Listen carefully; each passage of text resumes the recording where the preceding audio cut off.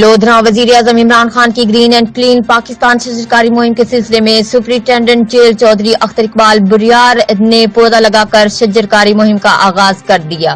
Jail انتظامیہ کے دیگر افسران نے 100 سے زائد پودے لگائے۔ وزیراعظم عمران خان کی گرین اینڈ کلین پاکستان شجرکاری مہم کے سلسلے میں سپرنٹینڈنٹ جیل چودھری اختر اقبال بریار کی سربراہی میں لودھراں جیل میں وسیع پیمانے پر شجرکاری کی گئی۔ سپرنٹینڈنٹ جیل چودھری اختر اقبال بریار نے دیگر افسران کے ہمراہ پودے لگا کر شجرکاری مہم کا آغاز کیا۔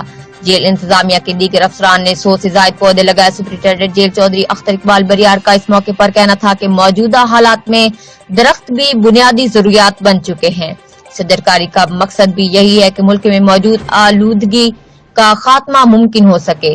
درخت لگا کر ہم اپنے اور آنے والی نسلوں کو بھی صحت مند معاشرہ دے سکتے ہیں۔ ہم سب کو اپنے حصے کا ایک پودا ضرور لگانا چاہیے۔ رپورٹ عمر فاروق، نمائندہ جیو ایکسپریس نیوز، گیلے وال۔